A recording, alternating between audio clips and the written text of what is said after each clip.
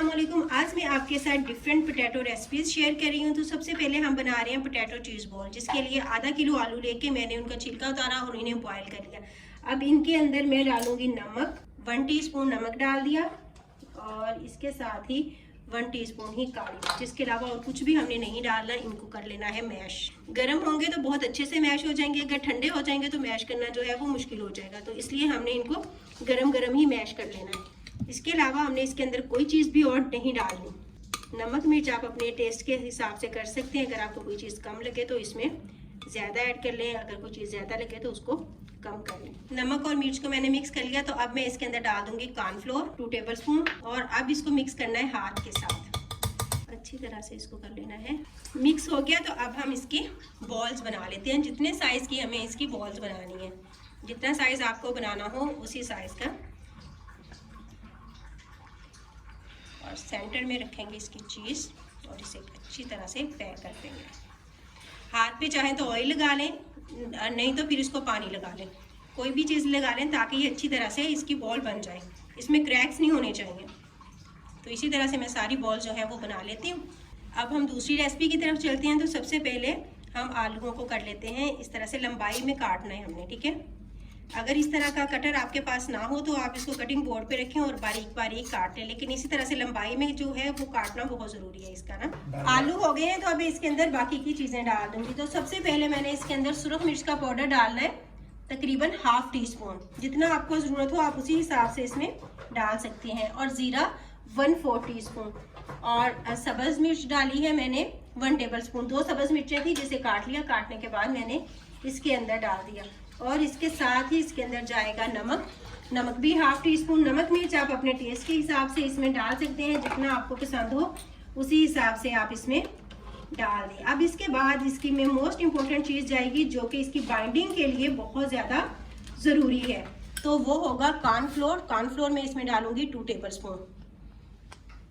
ये सारी चीज़ें चलेगी। इसके अलावा हमें इसमें कोई भी ऐसी चीज़ नहीं डालनी जो आपके घर में मौजूद ना हो।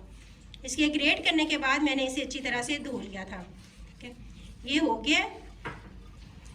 तो अब हम चलते हैं इसे फ्राई करने की तरफ। ऑयल गरम हो गया है तो अब हम बॉल्स को फ्राई करते हैं। बहुत ज़्यादा गरम ऑयल में हमने इनको नहीं डालना, वरना जाते ही ऊपर से जल जाएंगे। और हमने थोड़ा सा इसके अंदर कॉर्नफ्लोर डाला है और वो कच्चा कच्चा टेस्ट आएगा, तो इसलिए हमने इसको बहुत ज़्यादा गरम ऑयल के अंदर नहीं डालना। तो इसको एक दफ़ा होने के बाद एक साइड से इसकी साइड चेंज कर लेंगे। आप चाहें तो इसे डीप फ्राई भी कर सकते हैं, तो उसमें आपको बार बार इसको हिलाने की ज़रूरत नहीं पड़ेगी। तो मैं पैन में कर रही हूँ तो इसलिए मैं इसे हिलाऊंगी ताकि ये हर तरफ से अच्छे से पक जाए। आप इसे बना के आप इसे चाहें तो एयर टाइट बर्तन में डाल के फ्रीज़ भी कर सकते हैं। बनाएं और बच्चों को लंच बॉक्स में दे दें। पार्टीज़ वगैरह के लिए बच्चों की फेवरेट है। तो ये फ्राई हो चुकी हैं, मैं इन्हें निकालती हूँ। अब हम करते हैं अपनी सेकंड रेसिपी को फ्राई। आलूओं को हमने बिल्कुल इकट्ठा करके नहीं डालना, थोड़ा सा लंबाई में डालना है ताकि अंदर तक ये गल जाए। एक साइड से हो गया तो अब हम इसकी साइड चेंज करते हैं। बहुत चीप प्राइस रेसिपी है, कोई ज़्यादा मेहनत नहीं होती, झटपट सी बन जाती हैं। तकरीबन अगर हमारी कटिंग वगैरह रेडी है तो 10 से 15 मिनट लगते हैं हमें इन सारी चीज़ों को रेडी करने में। इससे ज़्यादा बिल्कुल भी टाइम नहीं लगेगा। आप बनाएं तो आपके घर वालों को ये बहुत ज़्यादा पसंद आएंगे। ये बिल्कुल रेडी हो गए हैं। देखिए कितने क्रिस्पी बने हैं। ये सिर्फ इसमें हमें 2 चीज़ों का ध्यान रखना होता है। एक, आलू हमें बहुत बारीक काटने हैं और दूसरा हमें उनको अच्छी तरह से धो लेना है और ठंडे पानी से धोना है, तो ये इतने ज़बरदस्त क्रिस्पी बनेंगे। वरना आलू चिपकेंगे नहीं साथ अगर हम धोएंगे नहीं तो हमें इसको ठंडे पानी से धोना जो है वो बहुत ज़रूरी है काटने के। 2 रेसिपीज हमारी रेडी हो गई हैं। तो अब मैं आपको चीज़ बॉल जो है वो तोड़ के दिखाती हूँ। ये देखिए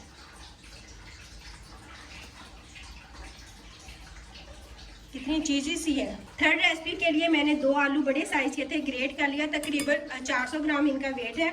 और उसमें मैंने नमक डाला 1/2 टीस्पून, काली मिर्च मैंने डाली है 1/2 टीस्पून और इसके साथ ही मैंने इसके अंदर डालना है सुरख मिर्च मोटी कुटी हुई, ठीक है। ये भी मैंने डाली है 1/2 टीस्पून से थोड़ी सी कम। और इसके अंदर जाएगा कॉर्नफ्लोर इसके अंदर जाएगा 2 टेबलस्पून। ओरिगेनो जाएगा इसके अंदर 1 टेबलस्पून। ये सारी चीज़ें डाली और इन्हें कर लिया हाथ से मिक्स। ये हो गया तो अब हम इसे पैन में सेट करेंगे, लेकिन पैन को पहले हल्का सा गरम कर लेंगे। पैन हो गया है गरम, तो इसके अंदर मैं डाल दूंगी आलू। हल्का सा ऑयल भी इसके अंदर था, तकरीबन 1 टेबलस्पून के करीब। जितने भी आलू थे ना वो सारे के सारे इसके अंदर डाल देने, और इसको हमने करना है प्याज अच्छी तरह से।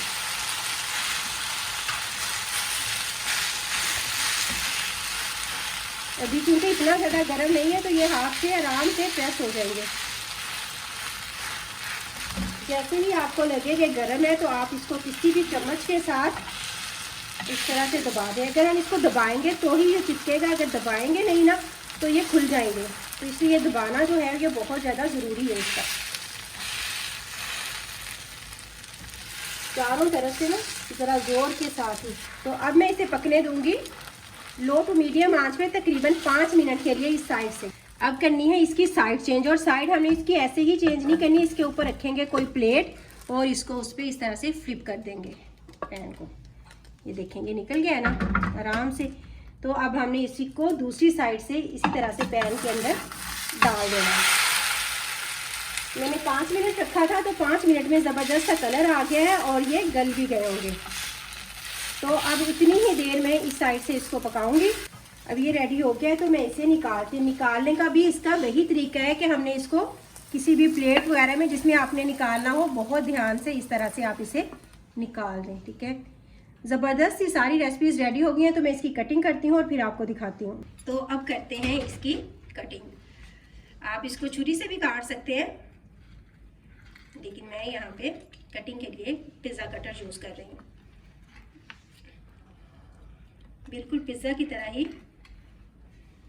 इसकी कटिंग हो रही है, क्योंकि आलू गले हुए हैं ना तो इसकी कटिंग हमें बिल्कुल भी मुश्किल नहीं होगी। ऊपर से क्रिस्पी है और अंदर से सॉफ्ट है। तो ये बिल्कुल रेडी हो गया। हमारी सारी रेसिपीज रेडी हो गई हैं। अब मैं सारी बारी बारी टेस्ट करती हूँ और टेस्ट करके आपको दिखाती हूँ। आप इसे किसी भी चीज़ के साथ सर्व कर सकते हैं। ये जो है वो चीज़ सॉस के साथ भी बहुत मज़े की लगती है, लेकिन मैंने इसे चिली सॉस और मेयोनीज के साथ सर्व किया है।